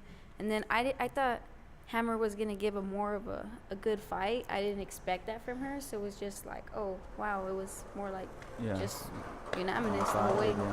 My impression was that in that fight, Christina Hammer looked a little bit one-dimensional. Like she kind of had the straight shots, and when those weren't working, She abandoned the jab. like when those weren't working, Yes. she kind of let her jab go, and there was no adjustment. Well, I'll tell you Like- why she abandoned the jab.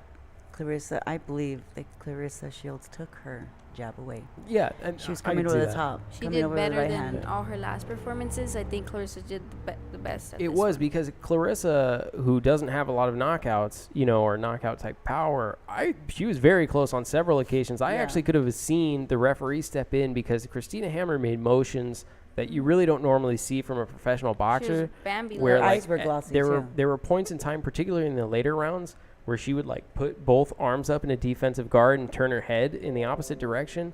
And my immediate reaction was like, I've seen refs stop it for worse than that. Yeah. You know what I mean? Like you're basically Yeah. running at that, like Yeah. you're afraid of being hit at that point. Mhm. So I definitely think that she had it in her to stop her.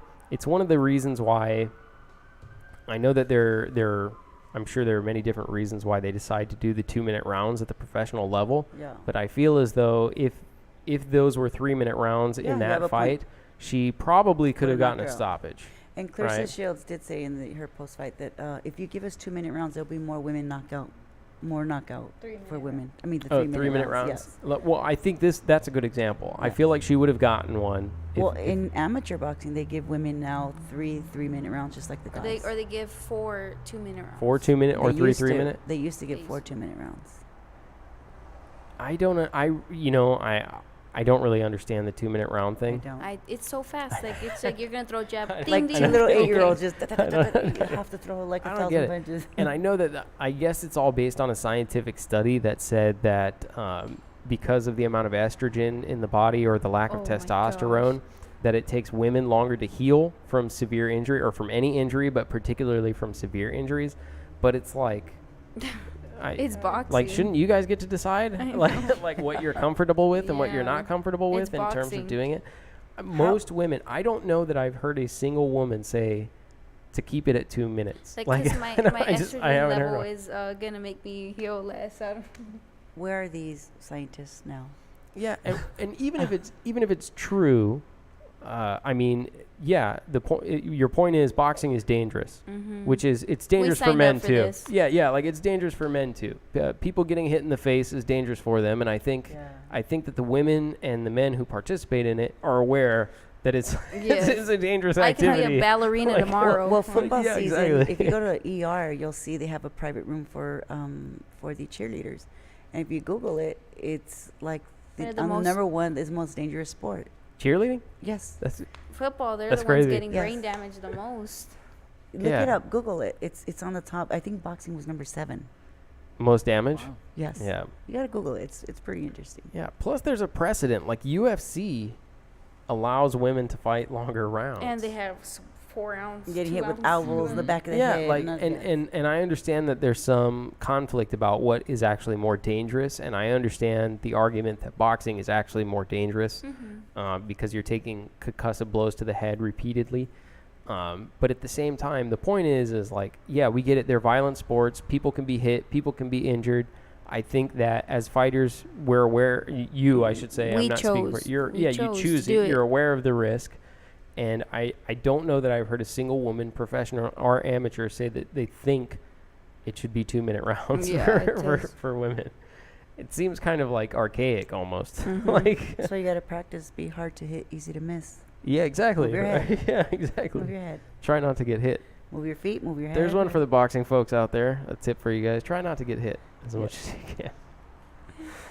Oh man. At least we wear headgears in amateurs, so I'm still Yeah. protected. I actually feel like I always see guys on social media, and I'm not saying men in general, but I can pick out specific comments on social media where people are very critical of women's boxing, like, I've generally seen speaking. It. Yeah, I'm like, oh gosh. and I think it's weird because, and what I said actually just a few weeks ago is that in women's boxing, just as in men's boxing, there's good fights and there's bad fights. So there's good matchups and there's bad matchups. Yes. Right? So, like, you look at the HBO card, their last card where Cecilia Brackhouse was the main event, and that card from a rating standpoint didn't do so well, but it really just wasn't a good fight. You know what I mean? Like, the matchup wasn't a great matchup.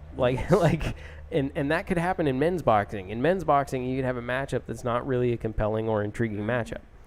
And for people who are really critical of women's and saying, like, oh, women's boxing, it's silly, like, what I said last time was, like, have you guys ever watched, like, a Heather Hardy Yes. fight? Or, like, Oh, like, yeah. like, you know what I mean? Like, you didn't watch one of those? Fight? But Like- they will watch them on MMA because they're getting on the floor. They're playing, just beating the What- crap out of each other. What I don't like is when, like, so I'll see a comment or someone and says, oh, they fight like a girl. Like, how are you going to say you fight like a girl? You're categorizing female fighters. There can be guys that fight worse than a girl. It's not, oh, you fight Yeah. like a girl, because not all girls fight the same. And I feel like there's so many good examples that I don't understand. Like, there are certain fights that I want to point to and go watch that, and then tell me that it wasn't an entertaining fight. Like, it wasn't a good fight. You know what I mean? Like, Go to the there's certain, Jackie like, Nava yeah, like, fights and the yeah, Ana Maria exactly. Torres. Yeah. Those are great fights. Like, just go watch that and then tell me why you think it's not a good fight. exactly. You know, like I don't understand. Like, don't categorize girls. Like, not all of us fight Yeah, the same. Or there's like, sure females suck. It's like, why are you taking the time to comment on the post then? Yeah. Well, I think in men and women's boxing, there's good matches and there's bad matches. I think Yes. the difference is there is so many men's boxing matches and so many male boxers, Yeah. right? That there may be a bunch of bad fights and a bunch of good fights, but it's just an oversaturation. Like, it's boxing is interesting, and I said this a few weeks ago. It's interesting in that it's like the one sport that you don't actually have to be good at to be a professional. So right, like, I've seen some bad. yeah, like, you do not have to be a good boxer to be a professional. You just have to pass a test, which I'm pretty sure even at my age, I think I could pass it with a few weeks of training. You know what I mean? So it's kind of like, No, you'll be on a thing called the B side, so you fight the. yeah, like, you don't have to be good at it. So, like, there's plenty of bad boxers. There's just the population of female boxers is still growing. It's like relatively small. You know, it's funny you say that. It's a good thing you say that too for all your listeners and people that watch.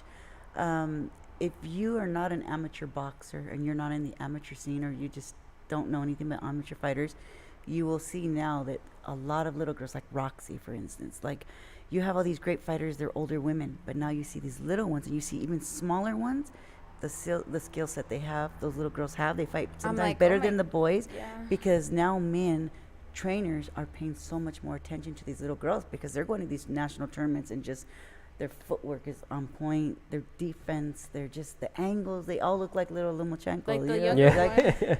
The They're younger great, ones, I'm the like, younger oh my ones. gosh, like, you're gonna be just like me. We're gonna be Yeah. probably fighting one day. DAZN put out a great like motivational type inspirational video of Katie Taylor not too long Oh, ago. yeah. I love And Katie so Taylor, and it was yeah. basically it was images of Katie Taylor as a kid sparring and kind of working her way up, and then it kept transitioning into Katie Taylor today, and the point of the story was fight like a girl.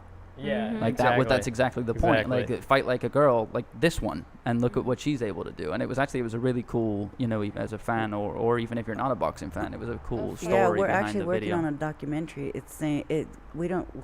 I'm not 100% sure if we're gonna call it this, but it's the title is "You Fight Like a Girl." Yeah, exactly. So Yeah. Mhm.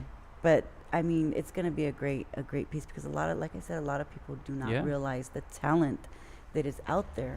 It's becoming more evident, I think, especially now where you have people who've competed in one or multiple Olympics that are women now competing professionally. Michaela Mayer, like Katie Michaela Taylor, Mayer, Clarissa Clarissa Shields. Shields. Like they're all Yeah. people who had strong amateur pedigrees. Yes. The problem is that there's not a lot of those people to put them up against. So Yes. sometimes there's a discrepancy in competition. So you can look at someone like Michaela Mayer and say, oh, she's clearly schooled in the art, in the craft of boxing.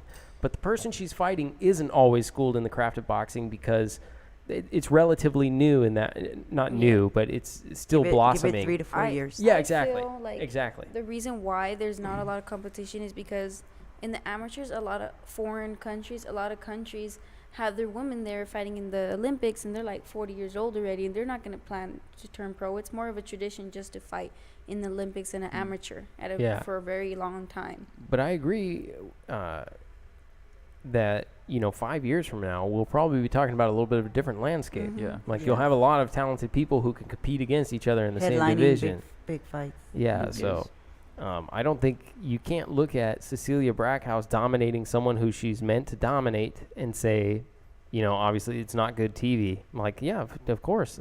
Any major mismatch would not be good TV. like, Mhm. but It's not like a Jackie Nava Maria Yeah.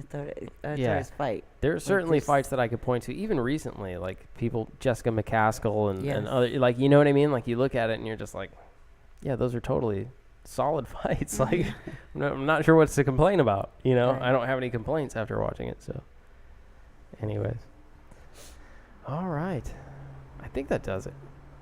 I think that wraps it. Do you guys have anything else you want to go over? Do you have Any other else? shout outs? No, a shout out, yes, to all of our family, the Urquidez family, the Alvarado family, My UFC family. Gym, the Verduzco family for her guest, and UFC Gym, and all our team, Andy Aguilar, the Fitzsmith, Yeah. Erica Erica, Sandoval, Mark Mark, Sandoval, Lewis. there are Iyana. photographers, and Eric Sandoval is She like helps her life coach, donations and she's just Team Roxy all the way. So we love her and all of her family, and people that help my fans.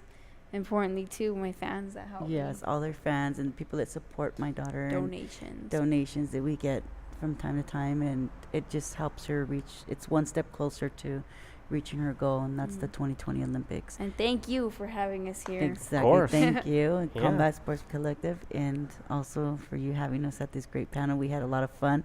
It wasn't like an interview; it was more like fun. Oh, talk. yeah. You made it fun. Opinions. We just talk. That's all we Mhm. do. What about you, brother? Anything?